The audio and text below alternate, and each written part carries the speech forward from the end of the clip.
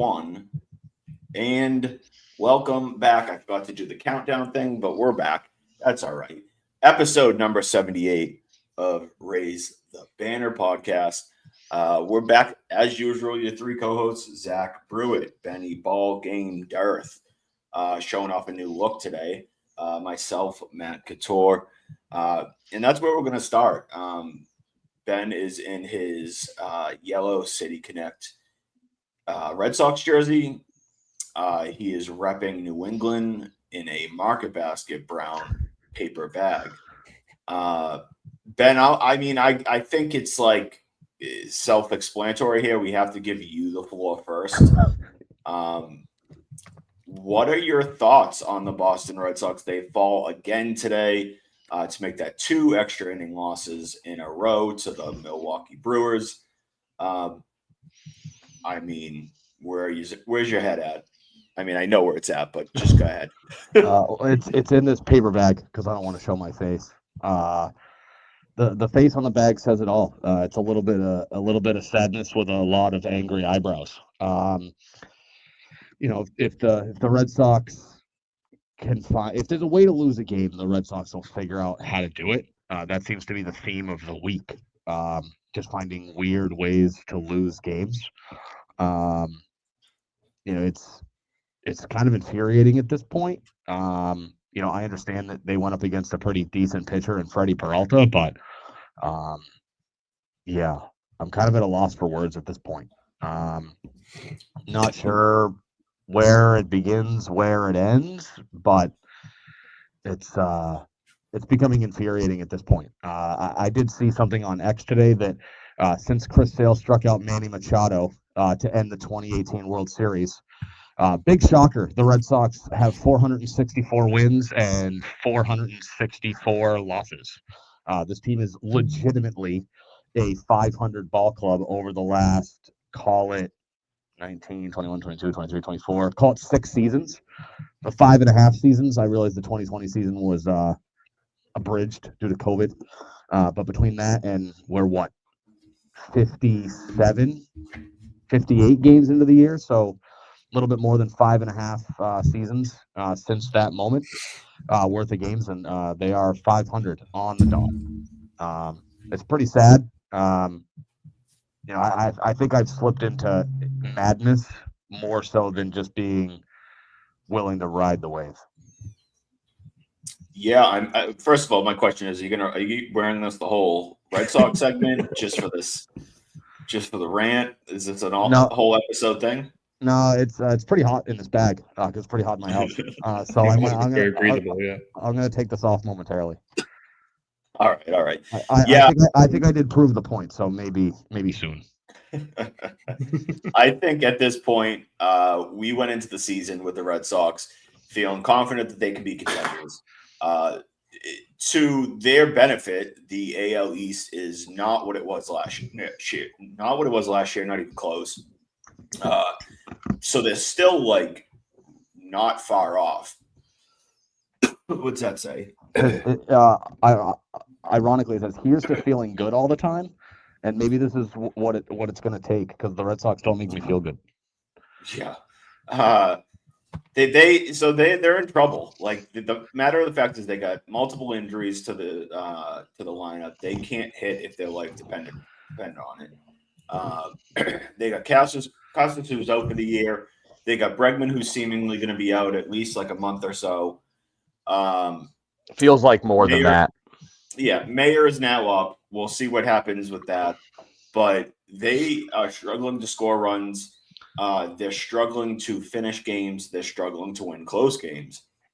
They're struggling to put together complete, offense and defense and pitching games all together. You'll have a game either there, Giolito the other day goes 6 or 7 scoreless and they lose the game. Crochet, Ben, you mentioned it to me. They're 6-6 in his starts. Guy's got a 2 ERA in your 6-6 in these 2 starts. So they'll go up and they'll put up a game like it was last night. Pitching was great. They let up 0 runs up until the 9th inning. It was 1-0. Chapman blows the save. they lose in extras. Today, they put up four or five runs, they lose in extras. It seems like they can't put together a really complete games, and they're losing games in every fashion. It's becoming like you don't really want to watch the games right now because it's more frustrating than anything else. And we can dive, deeper into all that. But Zach, where are you on all this? Are you kind of in a similar boat? What's your thought process? Yeah, Ben said he was at a loss for words. I'll keep it in a similar boat and use the word, just one word, which is failure. Really across the board, it's been a colossal failure from everyone except for the front office. For years, we complained about the front office not, ponying up any dollars, I don't know what that filter is, Ben, but it's like, what's that background, Ben? very cozy. It is. It's more cozy than It's your summer house. It's more cozy than a clubhouse in Fenway. But yes, across the board, it's been a colossal failure. Yes, it has been.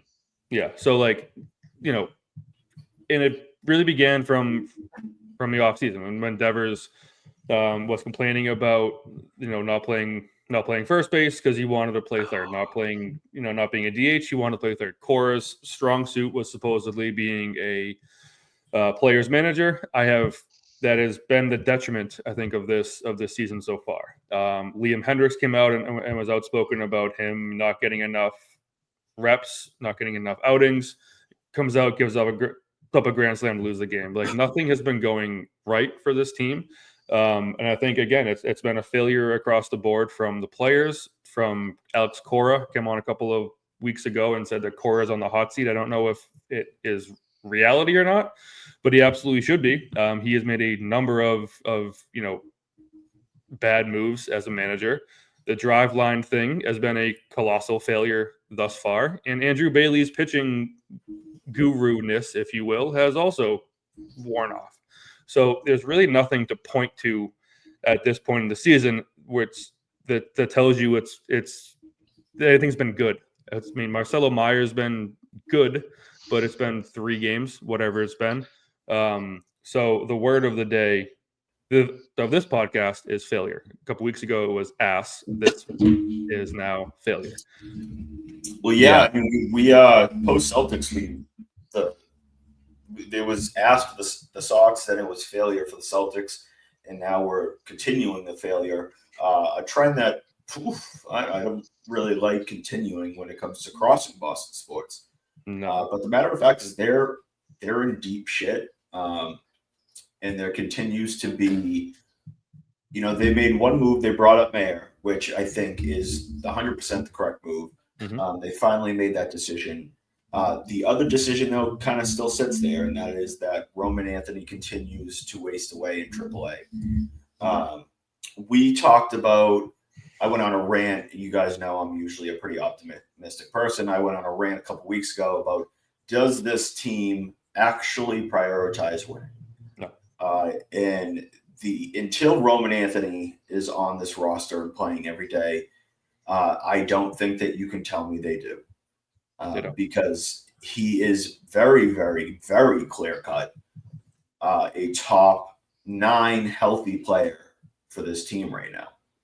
You cannot give me 9 players. Now, I know it's a little bit different with positions and all that, but given Rafaela's ability to play around the diamond, there is no reason why the starting outfield every day is not Duran, Abreu, and Roman Anthony. That's just how it is. I know that's 3 lefties. I know that makes them a little bit too left-handed heavy. I don't care. I don't care. The best lineup contains Trevor Story being DFA'd. Whether you want to put Rafaela at short, Mayer at short, Devers now won't pick up a glove, so you can't put him at third. So maybe you got to put Rafaela at short, and Mayer continues to play at third with, as you said, outfield of Abreu, Anthony, and Duran in center, with, I guess, Christian Campbell at first, and then second base is continuing to be someone. Rafaela. Rafaela can go there. I'm a big Rafaela, like, I don't want to say hater, but like, I don't believe in his bat whatsoever. But as a utility guy, I can deal with it. You know what I mean? Like a guy that's not playing every day, I can deal with that if he plays a good defense, and he can mix in at center field, as well with days off for other guys. But they're in big trouble. Yeah, I was higher on Rafaela than maybe most players were, and for the simple fact that like if JBJ, he was kind of like my JBJ, but it's a different type of bad bat. JBJ couldn't hit a fastball that was 85 miles an hour down the plate.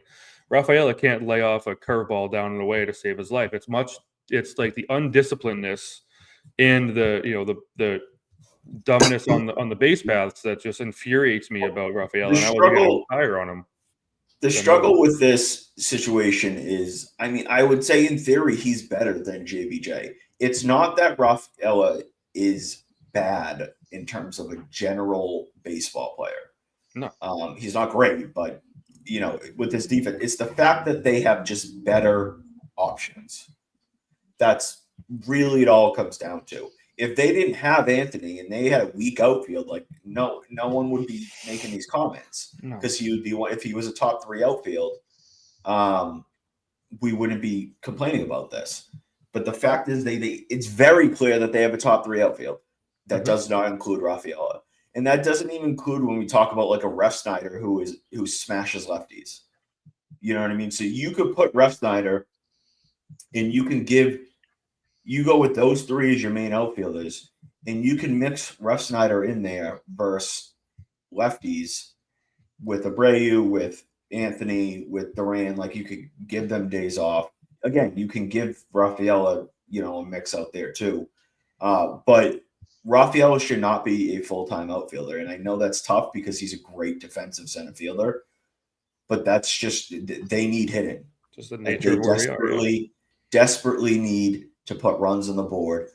And Anthony is sitting down in AAA, just wasting away. And we're just sitting here watching this team lose.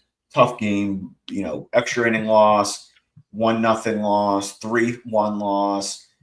And then they'll turn and lose 8-7 because the pitching blows up, but then all of a sudden they decide to hit.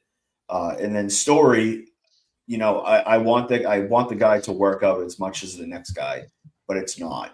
He's not going to work out. Yeah, he's so what he is. I would say that their best bet right now is to toss him on the IL, give him a couple weeks off, give him a long AAA or AA, in the minors rehab stint, like teams do all the time.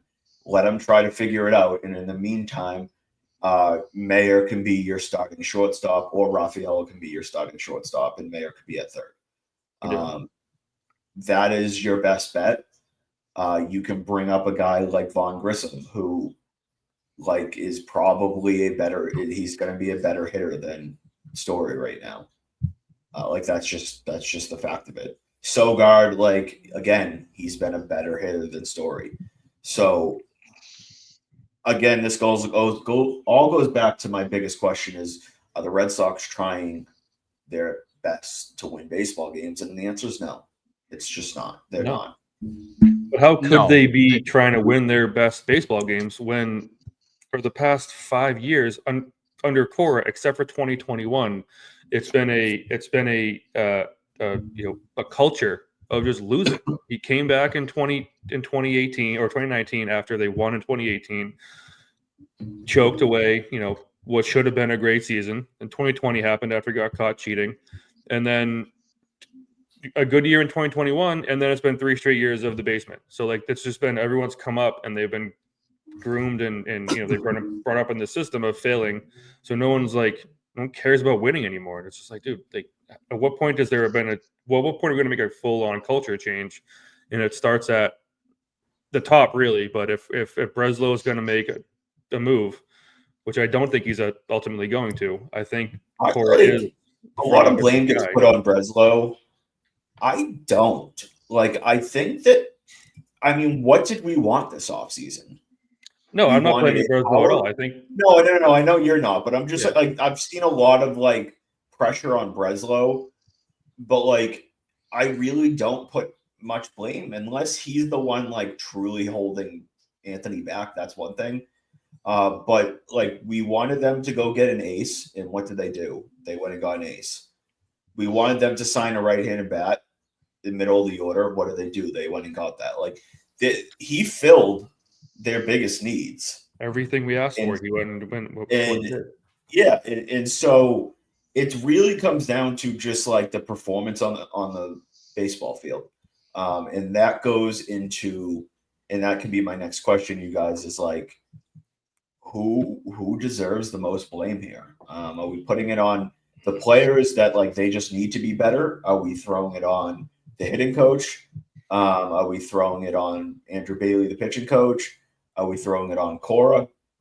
Where's your distribution blame pie here with and the Red Sox aren't like 12 games under 500. It's not like that. They can turn it around any day now still.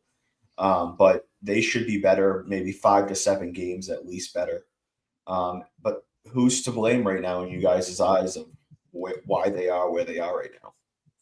So if you're gonna split this up into 3 components, front office, management, and players is kind of, and I include ownership in the front office component. Zach kind of brought it up, like the culture feels like it's a problem, and I do put some of the blame at the feet of ownership because ownership has basically said Alex Cora is untouchable. That I mean, this is now his 3rd GM in 6.5 years. I realize that he got hired under a different GM, so take that with a little bit of a grain of salt. But he went from Dombrowski, they brought in Chaim Bloom, and then when Chaim Bloom got the boot, Breslow was told you can't not have, like, that was part of the, and it wasn't Breslow, it was any GM that interviewed had to keep Alex Cora. Anybody who wanted their own manager was not considered for the job. So I'm a little bit more on the front office blame than Matt is. So I kind of give it like, it's probably 50% on Breslow. It's probably like 35% Cora, and then I don't know what the 15% players. Something in that range. The offseason still felt a little incomplete, if you will. Like, yes, they got an ace. Yes, they got a right-handed bat. I don't, injuries happen. And this feels tough for Bregman. I'm not expecting to see him until mid-end of July. Like, if he comes back before the All-Star break, I'll be genuinely surprised. He basically said that this injury is reminiscent of his prior quad injury, which I believe was 2021 or 2022. I think it was 21. And it cost him 60 games, just shy, 58 games to be specific. So, like, from an offensive standpoint, right?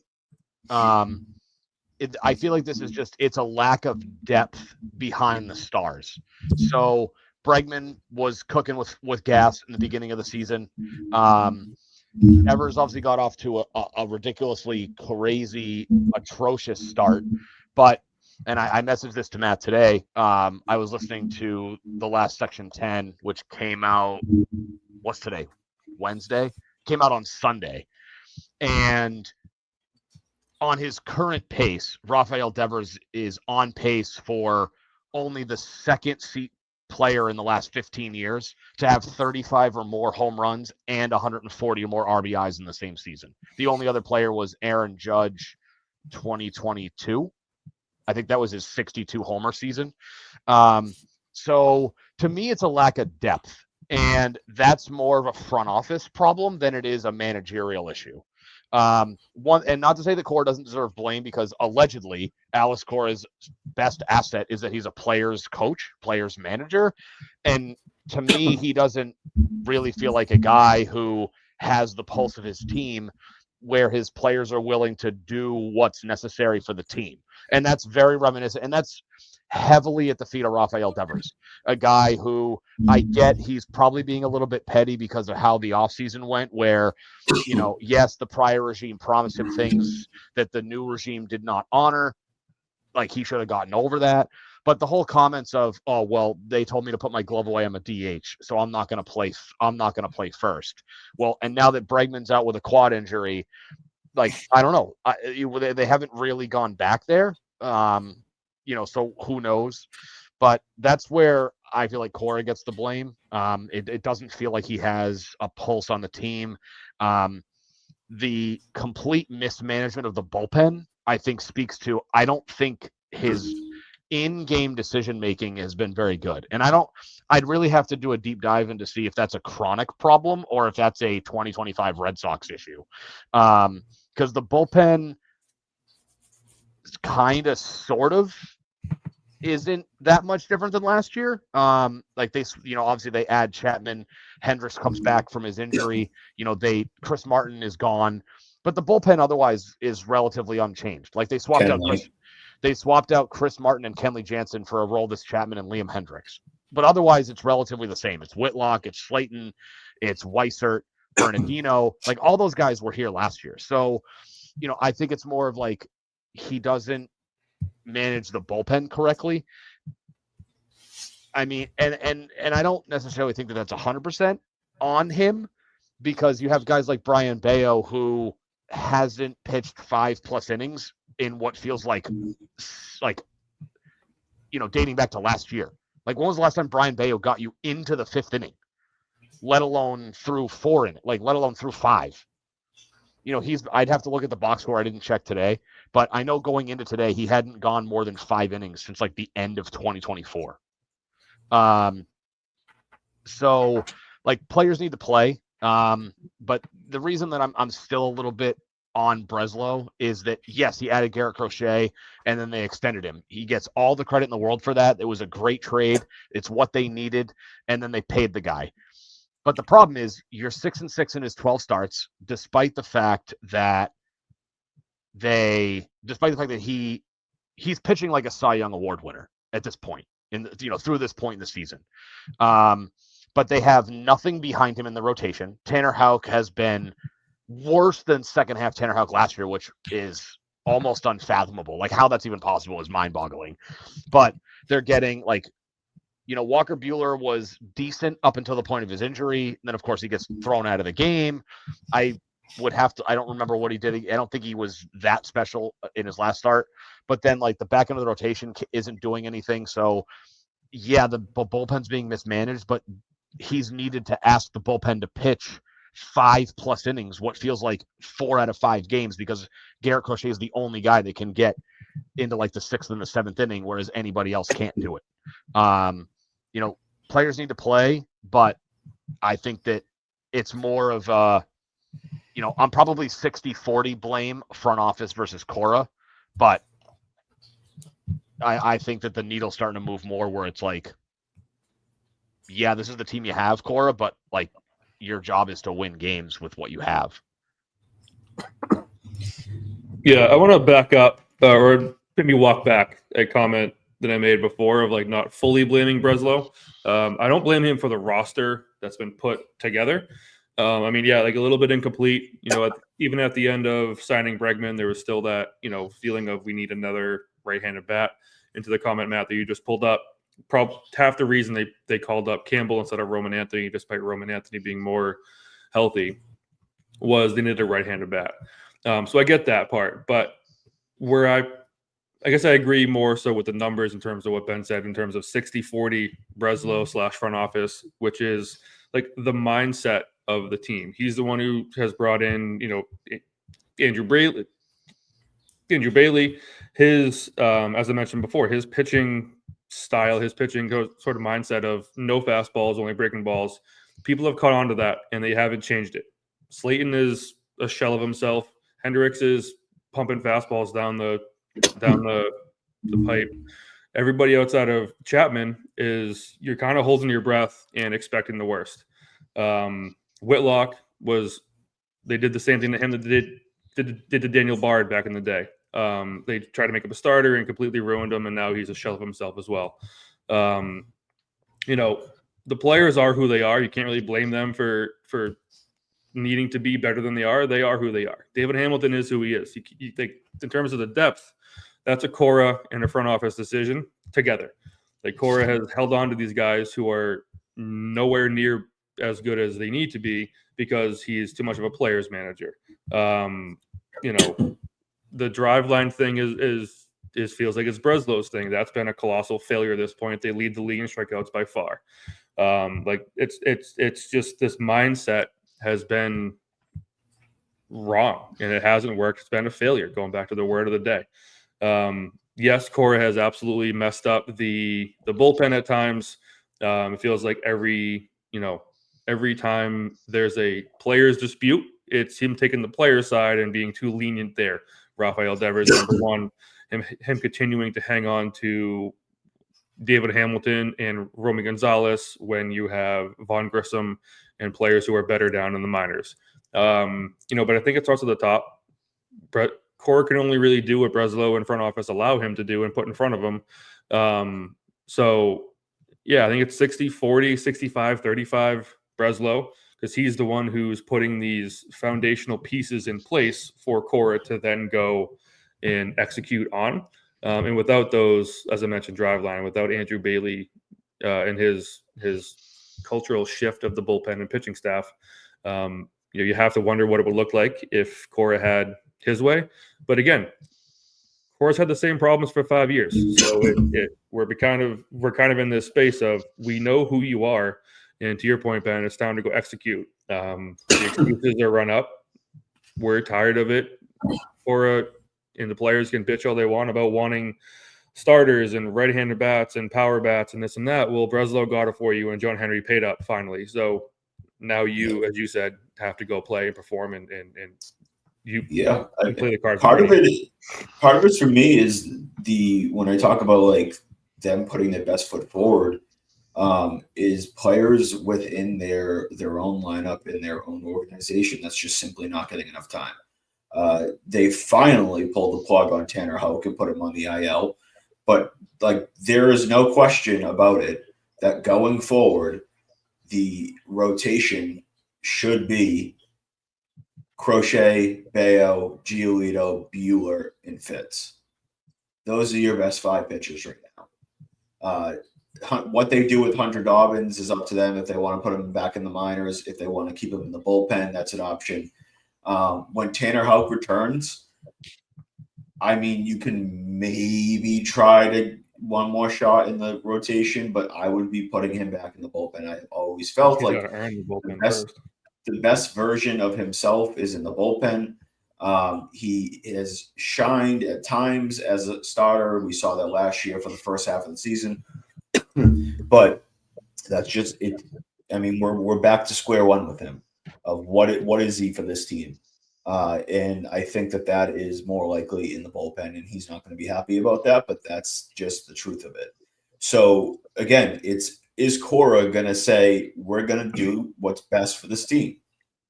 And I don't have a lot to say that I think he will. The only reason that I think that he might is he kind of doesn't have a choice. Like there's a clear top 4. Excuse me. You're not taking Bayo, Giolito, Buehler, and Crochet out. So like those 4 are kind of locked in there. The only question really is like, are you going to remove Fitz for Houck? And Fitz, even in his first game back, when I think it was like 4 solid innings, prior to the injury that he had, he was pitching pretty good through his first 2 or 3 outings. So if he continues to kind of pitch the ball pretty well, mid 3 ERA guy, high 3 ERA guy, maybe, like that's gonna get you in the rotation, and it should not even let Houck scratch the rotation again. Because again, we talked about it, like Dobbins is arguably a better player and an option for them in the rotation right now too. Yeah, so I go back to, and I'll just play devil's advocate just for the sake of having the debate. So, because while I agree, Tanner Houck needs to earn his spot back. outside of Garrett Crochet and Bueller, to a degree, right? Like you could argue that Fitz and Dobbins have more or less at least shown like serviceability and competency to be like league average MLB starters at this point, right? Like obviously they're younger guys, so there's still some growth and development that can take place. But like at least right now, there's no pitcher behind Garrett Crochet, in my opinion, that you could definitively say this person should 100% be in the rotation over a Tanner Houck outside of Walker Bueller, because I think he's like, you can see that there's something there. Granted, he was a little hot-headed in the I forget what series that was. You play the Trends. The Trends, but correct. Like Giolito and Bayo have been clear-cut better players so far. I mean, that's also not saying much.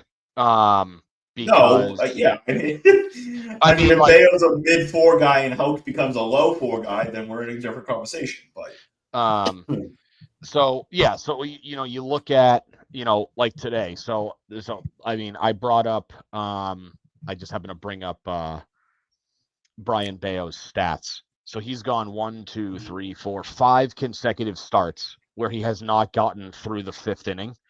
And that includes today. That's his biggest issue. Four and 2. I'd have to look at his pitch count, but 4 2/3, 3 hits, 1 earned, 2 walks, 2 Ks in his start today.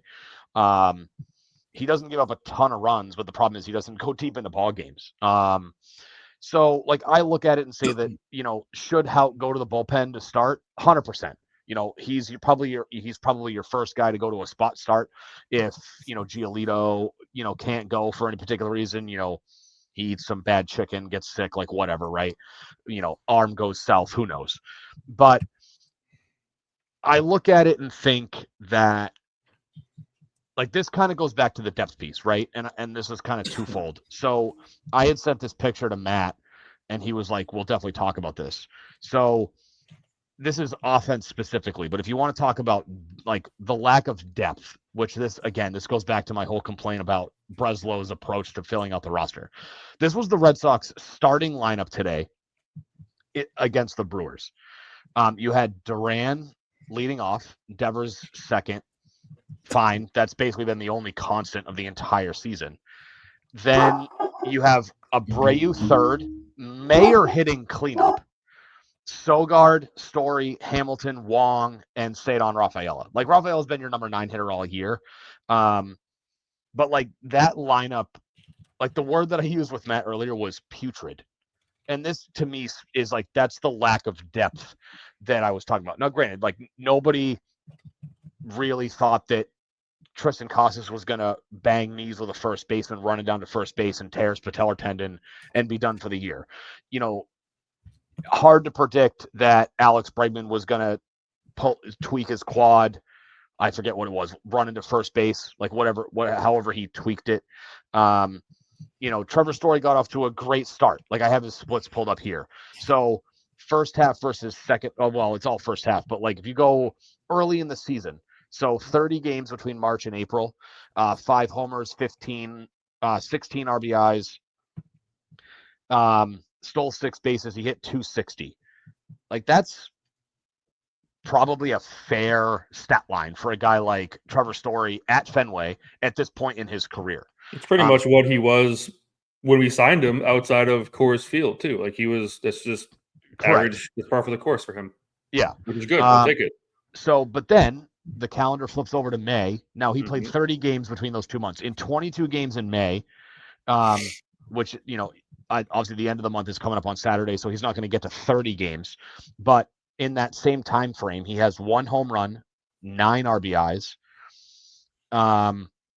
The strikeout numbers are more or less the same. He had 37 strikeouts in 30 games versus 30 strikeouts in 22 games so far. The big difference, he's hitting 157 this month. That's the big difference with Trevor Story. That's like really bad. So he can't like hit his way out of the paper bag that I was wearing to start this show. I don't think I'm quite ready to throw the towel in and be like, boot the guy out the door, DFA him, like trade him for a bag of peanuts if somebody's looking for him. However, I posed this question to Matt earlier, and it doesn't have to be this black and white. But again, I heard this on Section 10, so stealing from them, but a legitimate question is, would you call up Roman Anthony if it meant that you were going to basically throw the towel on the season and just develop your 3 core guys from now until the end of 2025 and basically just say, we're punting on 2025, whatever happens, but we're going to groom these guys. We're going to give them all the major league time they can get for the remainder of the season with the hope that we're going to compete in 2026. Now, it doesn't have to be yes or no, but like, I'm at a point where I don't know why Roman Anthony is rotting away in Worcester when you have Cedon Rafaela, who can't do anything except for, like, every once in a while flash the glove in center. But I guess I'll pose the question. Like, do you borderline punt on the season and just say, we'll deal with the defense in the outfield with Roman Anthony on the roster? Like, I mean, Again, I don't know that I am there now, but I am trending in that direction. I mean, at some point you have to realize that what you've been doing up to this point isn't working. We're entering June on Sunday, and you have one of the worst offenses in the game right now over at least the past week. What is it, 5 runs in 37 innings or whatever it is? You can't stop striking out. Like, what you're doing isn't working. So, again, as I stand right now, no, but am I 2 feet in, but maybe I'm 1.5 feet in, 1.25 feet in, like onto what you're saying of punt and try again next year and just kind of get some momentum for these guys and groom them as. When Ben asked me it, I said it was like it's just not really a logical like comparison, because like I think Anthony gives them the better chance to win than when he's not there. So the basis of it is that right now, though, if I didn't like answer that question for what it is, it's no, because they should still be fully trying to win games right now.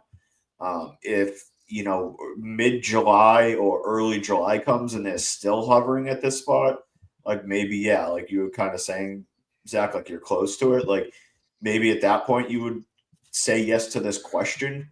But like I said, I think Anthony gives them a better chance to win baseball games. And the fact that people will go to Fenway and watch him play. Like, if nothing else, because this comes back to, Matt, your question about, like, are the Red Sox doing everything in their power to win baseball games? And I think the obvious answer is no. But, like, if you're a guy like John Henry and you want people buying their Bud Lights and their Blue Moons and their Sam Adams and their hot dogs and, whatever else, putting money in his pocket, the best thing for him to do is to put Roman Anthony in a Red Sox jersey and put him put him in left or DH him, like put him somewhere in this lineup and that way he can hit 119 mile per hour exit velo bombs to right at Fenway, not in Worcester in front of 1,500 people. Right, and to that point, if we're saying that Roman Anthony gives you the best chance of winning baseball games, would it then not be true to then call him up so that you are also still trying to win baseball games? Again, going back to what we've done so far, we're not winning baseball games. If Roman Anthony in your lineup helps you win them, then I think by default you have to call. So maybe I am 2 feet in. Fuck it, bring him up. If you're trying to win baseball games, bring up Roman Anthony and get a switch up. What you're trying now hasn't worked. So yes, I'm 2 feet in to it.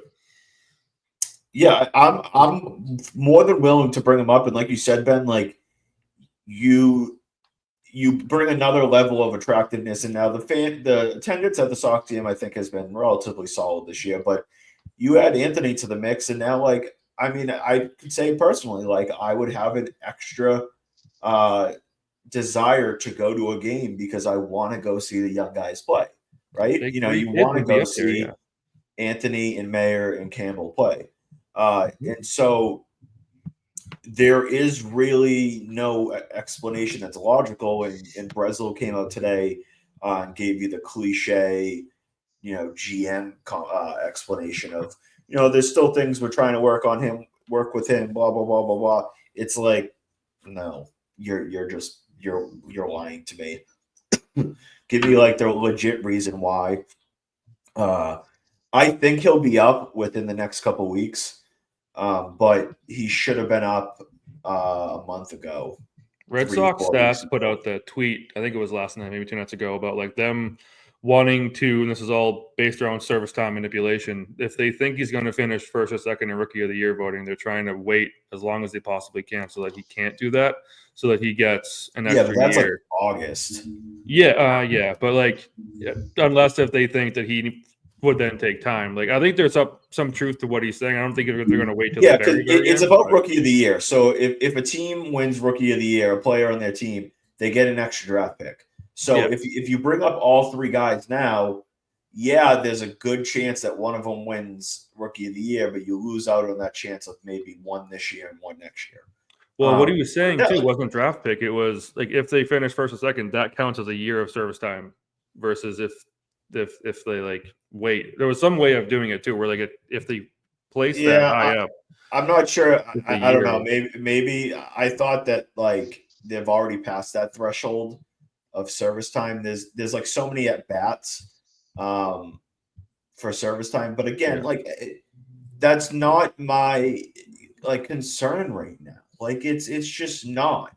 Like in the realistic part with a guy like Roman Anthony is like you're gonna look at that and let's say he becomes a superstar and you want that one more year of control.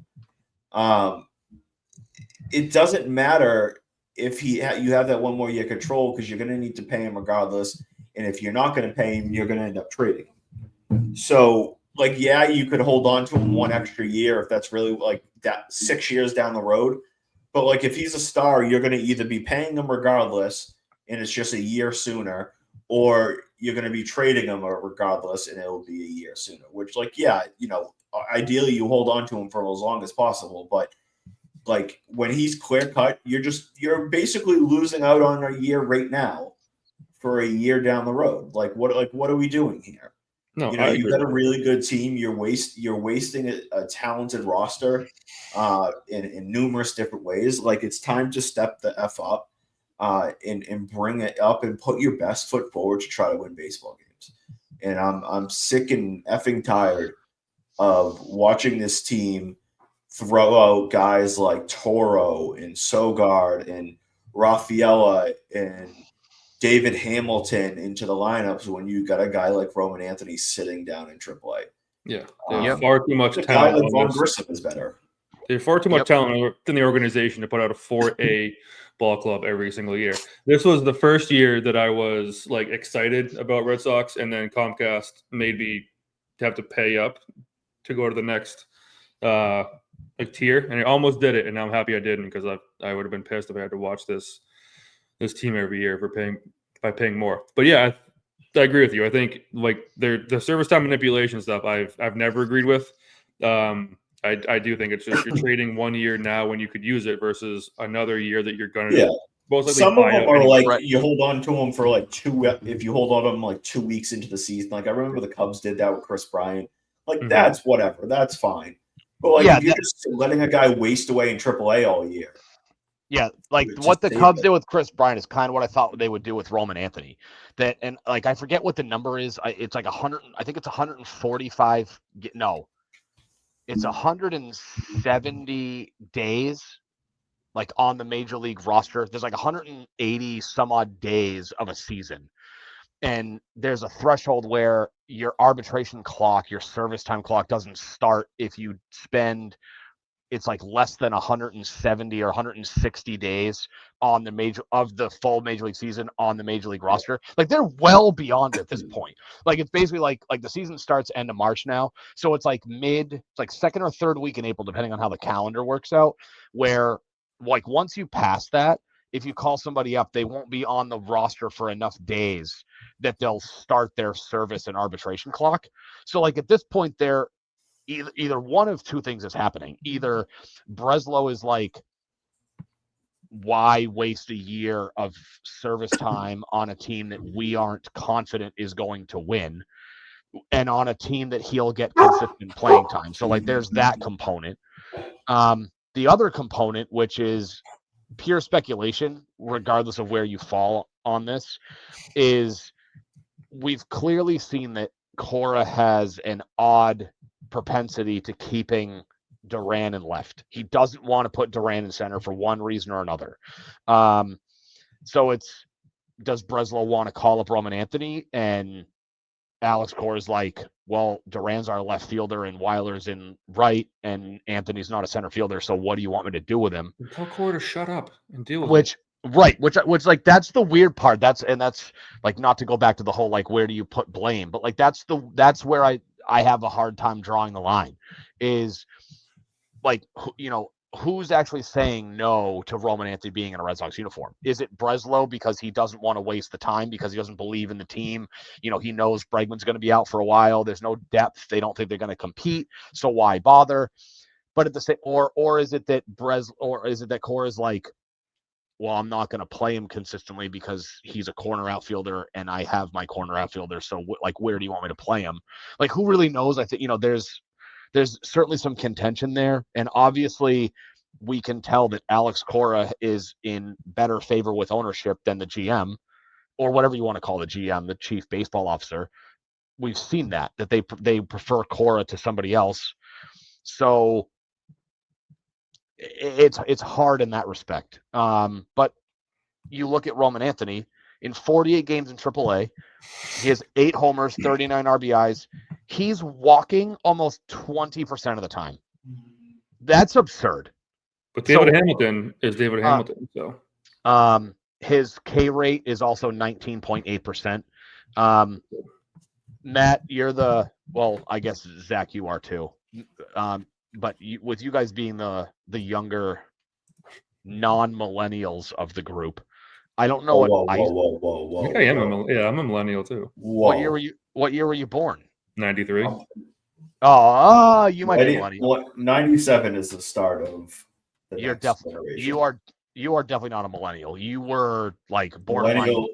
You had like just Millennial stopped, you had just stopped Millennial is breastfeeding. 96, baby. Don't call me a Gen X. You had just stopped breastfeeding when the X. turn of the That's turn the of year the before century. us.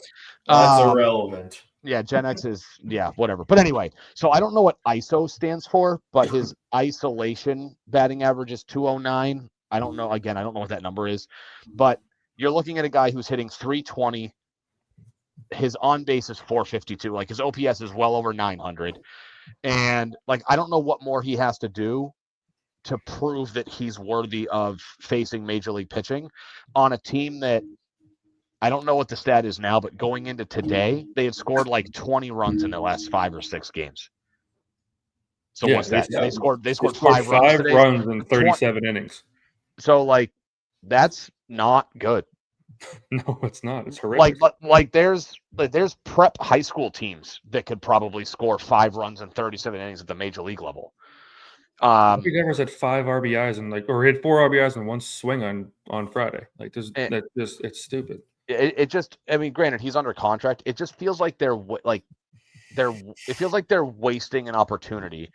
Where I mean, like, I'd really have to. I suppose I could bring up the standings, but like, they're, despite the fact that they're 4 games under 500, like, the division feels like it's gone. They're not. They're 9 games out of first. But they're only 4.5 games out of a wild card spot, which is not awful at the end of May. Like, it is very easily an attainable thing, to get back in the wild card hunt. 2 things that we touched on, I just want to go back to, and then I'll yield. We talked about the Red Sox early on, in 1-run games. What do you guys want to take a guess as to what their record is in 1-run games? They have played like 6-17 or something like that. So I'll give you the number. So they have played 21 games where the difference in the score was 1 run. They are. So what's their record in those 21 games? 5-16. I think it's 6-15. I think I heard it today, but that doesn't include last night. So 6-15 in 1-run games. That's as of 5 minutes ago when I looked up the standings. The other thing is, oddly enough, despite the fact that they're not performing well, the Red Sox are at about 86% capacity on an average basis with their fan base. They're averaging 32,442 fans a night, which is just shy of 86% capacity. Which is up from previous years, which hovered around 30,000. Correct. Yeah. So I again, like, the fans are there. The fans want to, they want to root for a winning team, and so that's kind of why I think the noise is even louder than usual, because like prior years expectations weren't that high. This year they are. So for them to be failing and falling down and losing games the way that they have been, people are pretty pissed off and they're frustrated. And I think Cora's job is under a microscope more than ever before. Like I said, I think Breslow as a whole did a solid job this offseason. Alex Cora, if he's the one making these roster decisions and these, lineup decisions, he has a lot of questions to answer. Well, yes, he's filling out the lineup card, but again, just to play devil's advocate, if Breslow won't call up or acquire other players, like, how much blame can you really throw at Alex Cora when the only other first he's baseman still playing guys like David Hamilton more than he should. Okay, so who should play over David Hamilton? When they were healthy, he was playing over. He was getting 3 or 4 days a week when he should have been getting like 1 or 2 days a week when they were healthy and they had healthy guys sitting games. Okay, but while they were hovering around 500. Okay, but who plays over David Hamilton Right now? Yeah. Well, right now it's a different conversation because they have their lineups out. Okay, well, I would disagree with you. What players that play middle infield, which is what David Hamilton does, are not healthy enough to be playing over David Hamilton? Well, when you have to move guys like Campbell to other positions, like he's been playing outfield because no one's hurt. No one's hurt in the outfield. So who's he playing over? They're moving around. He should. Well, that's the question. Like, that's the answer. He should not be playing. But still playing. But again, who should be playing over David Hamilton a month ago or right now? Christian Campbell. Everybody the same answers. You show me a name, I'm going to say it. Anyway. But again, and I'm not fully disagreeing with you. I'm just, for the sake of the argument, Christian Campbell should be playing over him.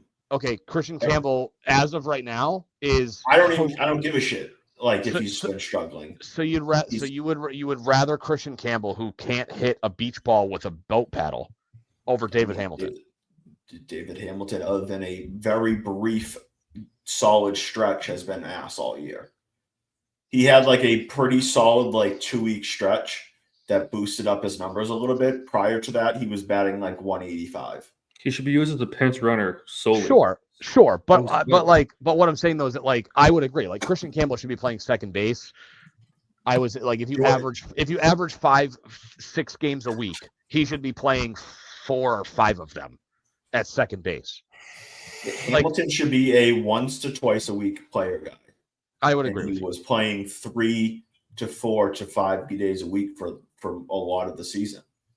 So right now he's probably sitting at 3 or 4. But I think that has more to do with guys like Christian Campbell and Trevor Story, who have sucked over the last 6 weeks, than it is over an injury problem. I think that's more. Well, that's what I'm saying. Like, right now, I'm less frustrated about it because of the performance of the other guys. But like I said, like the first 2 or 3 weeks of the season, 4 weeks of the season, like Story's crushing the ball to start the year, and had a very good April. And Campbell was having a very good April, and we had April games where, Campbell's batting 400 in the first month of the season, and the dude's sitting on his ass because David Hamilton needs to come up and go 1 for 4 with a single, and then the next game he goes 0 for 4 with a single. I mean, with no single or any type of offensive production.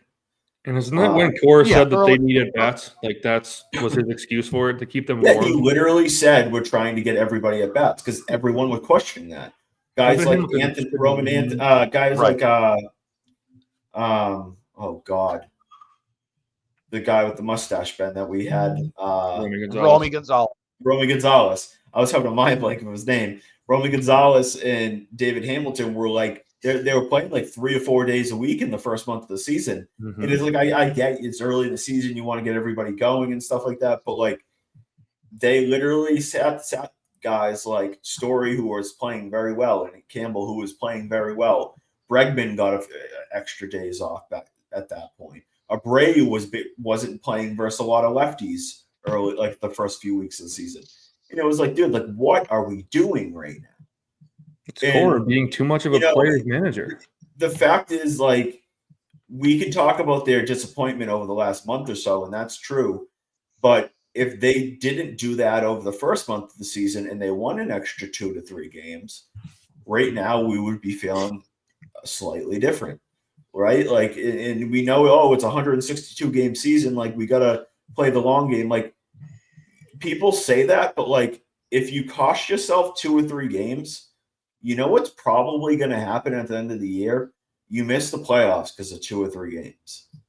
Right. Like, and people, and this goes back to like my displeasure with injuries and players taking forever to come back. Like, we talk about 162 games, like, oh, it's a long season, let's play the long game and all that. And then every single year, it comes down to the last week of the season for a few teams. It's like, you know, I understand you're not going to like force people to play when they're injured and all that, but like, you lose, like, you give away a game or 2 a month because you dicked around and didn't try to win games to the max ability. And by the end of the season, instead of finishing 87, 88 wins, you're finishing with 81, 82 wins, and it's a completely different season. Yep. Right? You're talking about a 500 team that barely missed the playoffs to a team that was probably like the second or first wild card. Right. Which I think it's incredibly frustrating. It feels to me, based on how they're managing this, though, that they know it comes down to the last, let's say, week and a half to 2 to 3 weeks of the season, and that they're playing for treading water until September and then be fully ready to go to make a final. Yeah, but you can't predict that. No, I know, but I'm not saying they are, but that's kind of what it feels like, isn't it? That they're perfectly fine. They're perfectly fine being like, well, you know, it's only May 28th. Like, we're 4 games out. You know, the Diamondbacks were, you know, 18 games under 500 in June one year, and then they got hot and they got in the playoffs and went to the World Series. You know, like, it feels like that's the attitude, and I disagree. It's a piss poor attitude to have. But that just kind of feels like they're just like, well, ho hum, you know. Yeah, I mean, to an extent, probably. You know, and I'd like to think not, but it's hard to look at what they've been over the last 58 games of the season, first 58 games of the season, and think that they're anything other than like, let's just tread water and figure it out. And now that Bregman's hurt and we don't have the pitching depth, let's just. This goes back to the frustration like Belichick when he used to say the first 4 weeks are like an extension of the preseason. I don't know who needs to like tell these people, but a win in April counts the exact same as a win in September. Right? Yes. So instead of going into September hovering around the wild card, how about let's go into September 3 or 4 games up on a wild card spot, so that if you do have a 500 type September, you're not screwed and done, and you have no chance at the playoffs.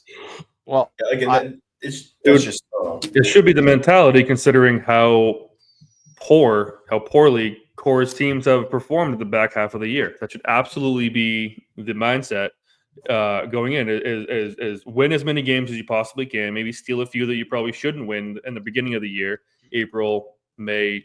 You know, if you play games in March, whatever. When other teams try to win every game, just every game, it would be nice, so that when you inevitably, you know, crap your pants in August and go, you know, 4-28, you don't have to worry about, you know, the times that you had to play Rob Refsnyder in left field because, you know, Jarren Duran needed a breather.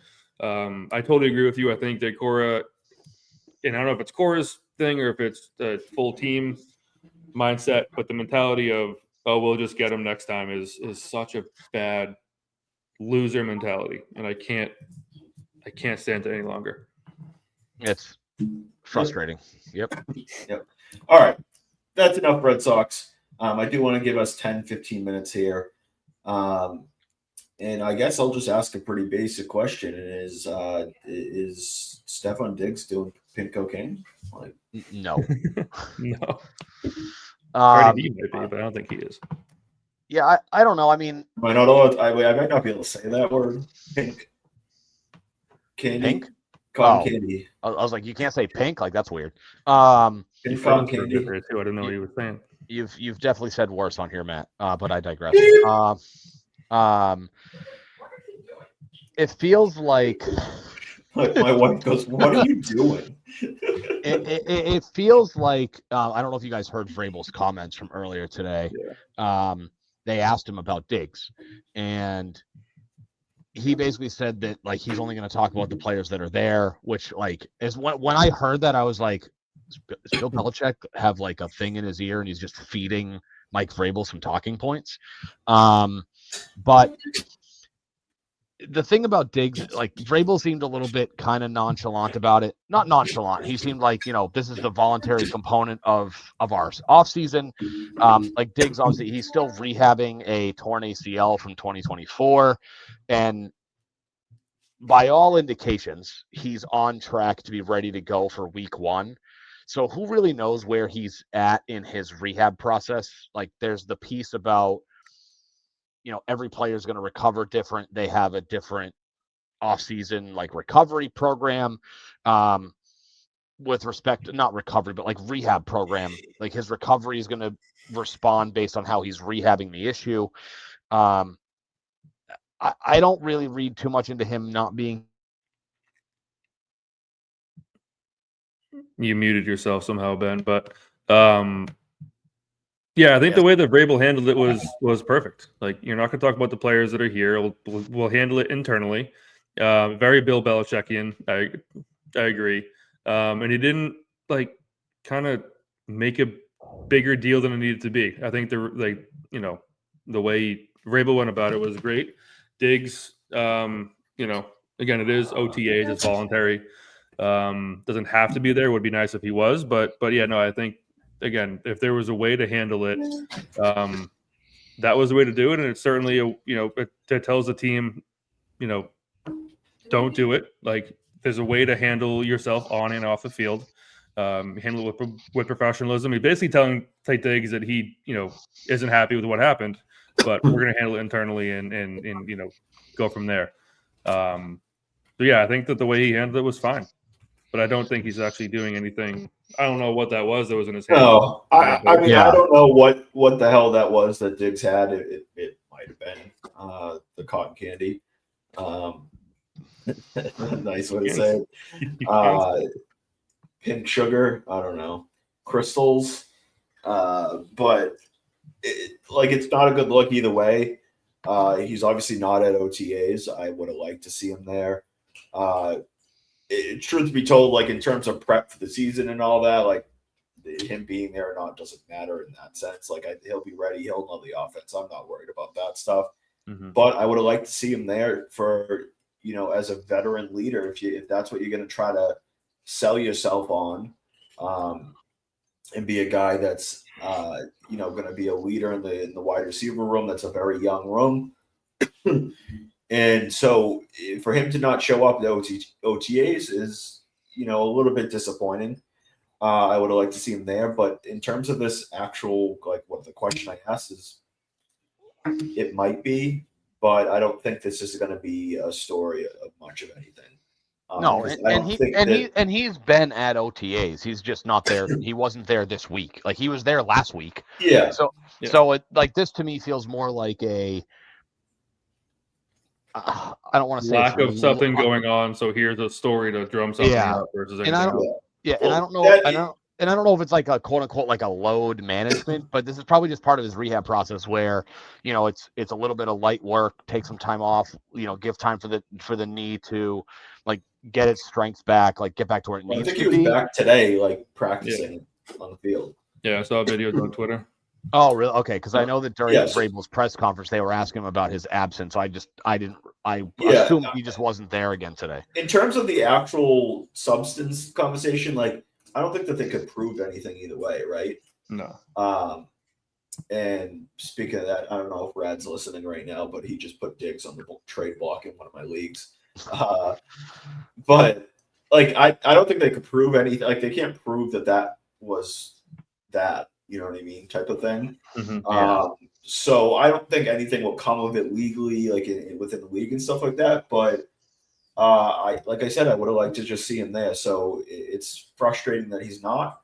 But I also don't think it's the end of the world. Like, No, not in May. if he's not ready week one, whether it's physically from his injury or understanding the offense or being on the same page with Drake May, him not being at these couple days of OTAs is not the reason why. Nope. If you can't get on the same page over like a 6-week training camp, like it's not going to matter what you would have done in freaking May of that year if you can't get on it through 6 straight weeks of practice and stuff like that. Correct. So yeah, I'm not too worked up about it. But one more conversation that we have been meaning to get to for a while now. We finally will. The Bill Belichick. I don't know, man. I don't know if he's lost it. I don't know if this is all just one big game for him. But he's at UNC now. He is supposedly engaged to Miss Jordan Hudson, a 24-year-old Smoke show. runner-up of Miss Maine or something like that. She came in third. Third? Runner-up to the runner-up. Runner-up to the runner-up. That's what the internet. That's what the internet says anyway. Beautiful woman, but you know, he is what 78, 79 years old. He is 24. She is 24. She is younger than his children. Bill is 73, not 78. Okay. Not that makes it any better, but Bill is not 70 years old. He's only 50. He's only 49 years older than Jordan. Yeah, only. Be 2 generations. Like, Belichick could like realistically be the great grandfather of this girl. If it was 50 years old, that'd be the cutoff. But 49 is just 49. I mean, Matt, I don't know. I don't know how young people have kids nowadays, but 50 years is not great grandfather type age gap, buddy. I'm saying if you had kids like at 16. No, like if you 22, if you had 22, and 22, 3 young 20 like parents. I know there's some grandmothers that are like 45 years old. There's not many of them left. No, I mean, like it doesn't happen as often as it is, but it could be. Like realistically, you could have a kid at 20, right? Yeah. So hey, 40. So what are you waiting for? Let's go. No, listen. Yeah. When you're 40, they could have a kid. At 20, again, this is 20. I'm not even saying 16. So at 40 years old, you could be a grandmother, or grandfather. At 60, you could be a great grandfather easily, very easily. Biologically, yes. Realistically, no. No, statistically, it's unlikely that 3 generations all have kids in their early 20s. But given trends, it's not uncommon for like 2, where like you have a 16-year-old parent and you're a 16-year-old kid having a baby and you raise them and you're inexperienced and immature, and then that person gets knocked up. That kid gets knocked up early. # biology lessons with McAtor. Yeah.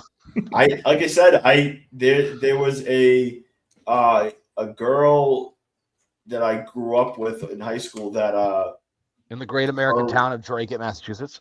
Yeah, when we were 16, her mom was 34, and then her grandmother had her mom when she was 16.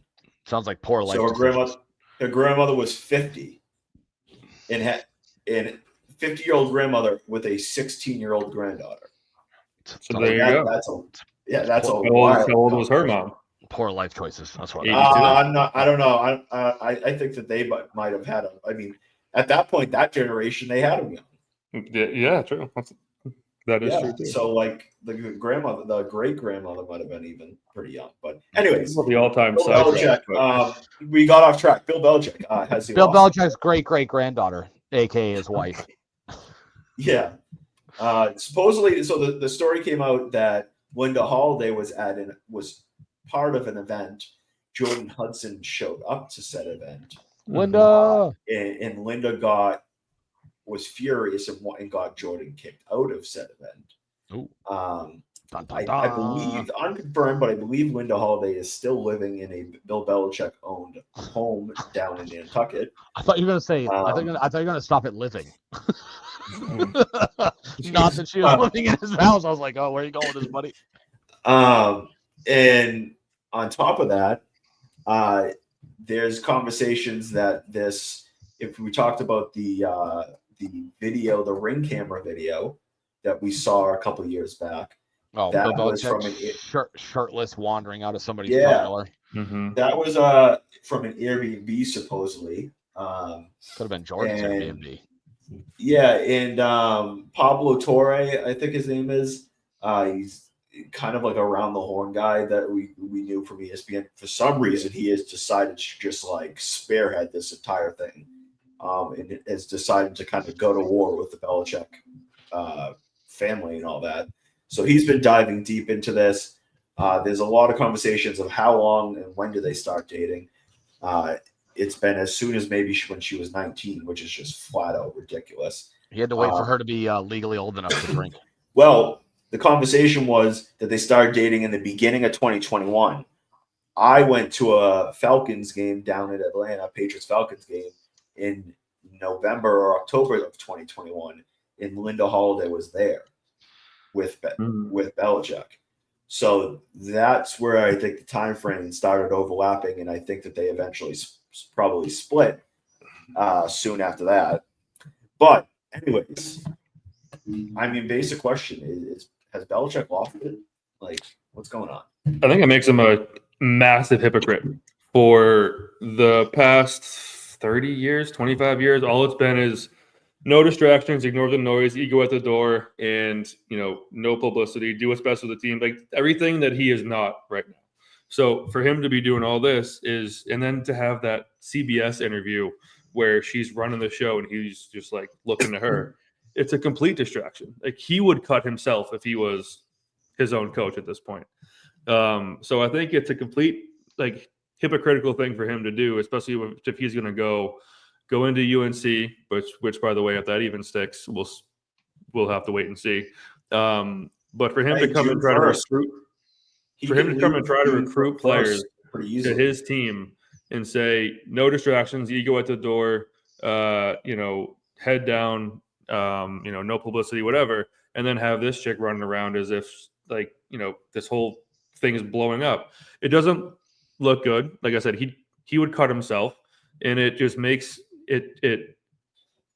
I don't think he's fully lost it, but there's certainly something that's we haven't uncovered yet with this whole situation, and it's gross to say the least. But like, she's devious enough to be pulling this off. So I don't know. See, I don't know if he's lost it. I mean, all the power to him. If people fall in love for a variety of different reasons. Hers might look like the color of money because she wants his money. Portfolio $1 million. I mean, he's 73. He just, again, all the power to him. If this makes him happy, who really knows? I don't know what makes him happy because he never looks happy. But it is odd for a guy his age to be getting caught on ring cameras, sneaking out of someone's front door at ungodly hours of the day. Usually those days are over when you're in your 20s. And then you finally decide to settle down and be serious about your life. But I don't know. He's at a weird crossroads in his life. He goes back to college. I don't know what this is the ring camera video. Yeah, he looks. Oh yeah. Is that Sleepy Joe? Pat Lost in Nantucket. So it's tough, right? Like, so he's at a weird spot in his life where, you know, he and Kraft mutually parted ways. If you really believe that, you know, the job that made him a Hall of Fame coach, one of the all-time, arguably the greatest coach of all time, takes a year off. It was kind of nice to see some personality on TV. I'm not going to lie. You know, I didn't think Bill Belichick knew how to smile after all the years of seeing him on the sidelines with a grumpy old man face. But see, I don't know if he's lost it. You know, he might physically and emotionally be lost in the universe because he doesn't really know what to do from here. He obviously still wants to coach. You know, I think that his style of coaching is a dying breed in the NFL by modern standards. And I think he looks at it and says, you know, he wants the opportunity to keep coaching and took an opportunity to make some decent money at a, you know, not a terrible program, but certainly not a top program in the country. And, you know, doesn't want to be lonely in his old age. And this is where he landed. You know, wish him nothing but know, man. love He didn't and have to be happiness. lonely. But, I mean, he had a wonderful lady in Linda Holiday by his side, and with my personal experience knowing Linda's in this world, I don't really know if wonderful lady is a way that I would describe the Lindas that exist on planet Earth. That seems like a personal grudge. No, one was an umpire. I always warned my kids that if Linda was behind the plate, Linda means business. She had the longest gray ponytail you'd ever see on a human being. It would rival any hairstyle of the 1960s. And then I had a boss named Linda, and she was the most miserable person at the company. So kind of 0 for 2 with the Lindas that I know in my life. Well, anyways, Linda was a nice lady, Bill Belichick's Linda, but clearly, I guess she got too many wrinkles, or something like that. Hey, wait a minute. Thinking of Leo DiCaprio. I was good. Bill Belichick is not Leonardo DiCaprio. That is not Bill Belichick. It's not Leo's. And so he decided to upgrade. So okay, but it's more just like what he's allowed her to get a hold of in his life. She seems to be handling all his PR.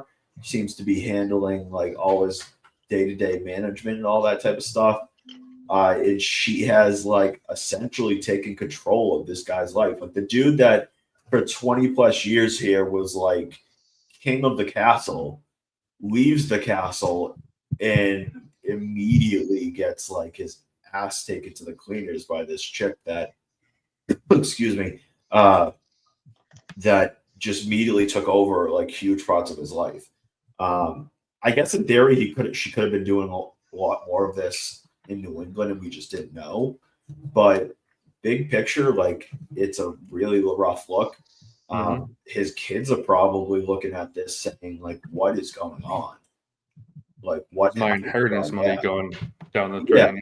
Yeah. She supposedly has amassed over $9 million in real estate since 2021, which is like roughly when they started dating. How many 21-year-olds, how many 24-year-olds have a $9 million portfolio in real estate with a job that she doesn't have? Like, she doesn't have a job, right? So like, the answer to that question is they all exist on OnlyFans.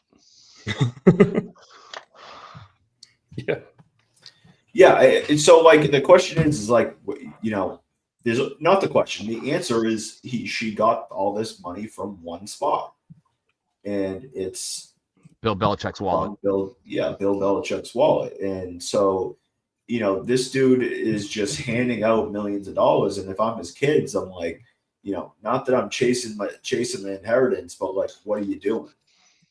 You know, it's this woman that you're just like handing millions of dollars in real estate to, and now she is like running your life and making all these decisions, and you're sitting in on interviews and you're like controlling an interview at CBS when you have no experience in this shit. she has no experience running like PR for an athlete or a famous actor or anything like that. And so she's just kind of taken over his shit, and he's allowed it, and it's become a part of him now, which is like sad. Yeah. You know, when we talk about the legacy of Belichick, 20 years from now, I think we'll be able to separate this from what he did in the NFL when we talk about his NFL legacy. Should be able to, yeah. But when we talk about like his entire legacy as a whole, like it's going to be just permanently attached to it. 2018 here with the Patriots, and by the time he was fired, like, yeah, I was down here, but like then he left and it went way, way, way, way down. Mm-hmm. Excuse me. Oh, and so it's an embarrassing situation. Ever since he sat Malcolm Butler, if he had just played him, they would have won that. He could have ridden off into the sunset, and we never would have known about any of this. But him again, and Brady would have team Bill. Him and Brady, not for me. Yeah, him and Brady would have three-peated, and it would have been a done deal. Well, I think he would have. Not only that, if he just didn't go to UNC, we probably wouldn't hear most of this. Yeah, true. Right? Like, no, I think you would definitely still hear about it. It just would. Yes, but not to the same, because she wouldn't be handling like football shit and like wouldn't be seen at practices. She wouldn't have blown up the Hard Knocks thing. Like, no, that's true. That was, So I mean, it would still be Bill Belichick, Hall of Fame coach, marrying a 24-year-old. Yes, that would have been a big story. Yeah, but it wouldn't. There wouldn't be the layer of the college football. Yeah, half the reason this is so terrible is because of it's affecting his life in a bad way. He's gonna it's not like he's not just this old dude who's gonna marry a young broad. Like, no, we still know about it because he wrote a book. Like, even if he didn't have the UNC thing, his book he wrote a book that didn't mention Robert Kraft like one time. Like, let me read that book that doesn't mention a team owner that you worked for your entire career, basically. That you came back to in the 90s. But yeah, I'm reading it now, so don't tell me how it ends. I know how it ends. But all right. We'll wrap it up there. We got a lot into this. Moral of this podcast is the Red Sox suck. Failure. Garbage. Diggs likes pig cotton candy. Failure. And Bill Belichick is a horn dog. Is a 4-letter word that begins with C. It has a K at the end and 2 letters in between. But I won't say it. And that's the fact. Like he's just Ben's still confused. I think Zach picked up on the word. I had the wrong second letter for a while, but I think I'm good now. There's 2 words sticking out in my. There's really only 2 words that it can be. One I'm not. Why would I call him that? The other. That's what I was like. Where does that come into play? But then the second one kicked in. I was like, yeah. So, I hope he figures it out. I really do. I've been very hard on him since he left New England and like what his failures were over the final few years here. But I want to see him succeed at UNC. I would love to see that, like him bring a life to that program, and they're like a top 25 team in the country. Mm-hmm. And he shows that he can still coach, but. Now it seems like no matter what he does on the field, it's going to be having this big shadow that is Jordan Hudson. At least in the short term, yes. Like until he figures, maybe like she can get out of his business and like it can die down and it's not that much of a story come September and football season and stuff like that. Yeah, like he needs to win it. He needs to win at UNC, or it's going to go downhill fast. Mm-hmm. Yeah, and like I said, June 1st, his buyout goes from $10 million to $1 million. So could he just walk away? I don't know. Maybe. But all right. Any final words here? Any final comments? Yeah, you could do a state your take if you have one. Take back off what you said and say that he won't be the head coach of UNC. by the time the start of the All season right. starts. I think the $10 million buyout going down to $1 million is the kicker, and I think Jordan Hudson is just driving his like value into the ground, and I think they're going to have enough and be fed up and say we'll cut our losses and find someone else. All right, Ben, you got something in the chamber? Yeah, state your take. Arkansas over North Carolina in the Men's College World Series Finals. Shout out UNC. Regional start on Friday. I filled out my brackets today during a slow time at work. Don't tell my boss. She doesn't watch this, so I'm not worried about it. By all means, I do not have a boss named Linda. Yeah, Arkansas over North Carolina for their first ever Division I men's baseball championship. All right, I'll just go. I took LSU to win their regional because Ben did not, and I'm an LSU fan. So that is not correct. I picked LSU to win their region. I picked them to lose in the Super Regionals. Oh, okay. All right. I hit my two big bets today. If they lose in the regional, that's like I have them matching up against Clemson in the Supers, which is a tricky matchup. But like, so fine if they lose that. If they don't make it out of their own region, that's pretty tough. Like Dallas Baptist is the 2 seed in that region. They're a good team, but I don't think they're good enough to hang with LSU. I think LSU was. I got a minus 120. Yeah. So, I hit on White. I had a gut feeling today. White Sox money line, Michael Vargas to get a hit. I hit on that today too. I'm riding high right now. Look at you go. Yeah, I'm been right off last week betting wise. So maybe I'll send you guys some winners your way. We can we could do a bet of the week next week. There you go. Winner, Matt Couture dinner. Yeah, I'll buy dinner for everybody. Speaking of that, I went to the Red Sox game on Friday that got rained out. I got there 50 minutes before and still did not get a Devers bobblehead. They were already out. I was freaking pissed. I'm sure you could buy one on eBay for like $120. Did I buy one on eBay today? Maybe. That's a yes. Maybe. With his winnings from all the betting he's been doing. Fast forward 24 hours. Hey Matt, it wasn't much money. What is this eBay charge on our credit card statement? Yeah, what is this $717? There was a bunch of them available, and so they were all going. I think I got it for like $25 or something like that. Oh, that's not bad. Yeah. Yeah. All right, that's gonna do it. Where is the banner? We'll be back next week. Go Sox. Hopefully they can stop sucking. Yeah, they get Strider. Score some runs. Yeah. They get Spencer Strider this weekend. And what's that other guy? Quadzilla. Yeah. I forget he has a weird last name. I forget his last name, but they get both of them this weekend. So that's great. They're in trouble. So all right. Until next week. Goodbye. Thanks for listening and goodbye. Goodbye.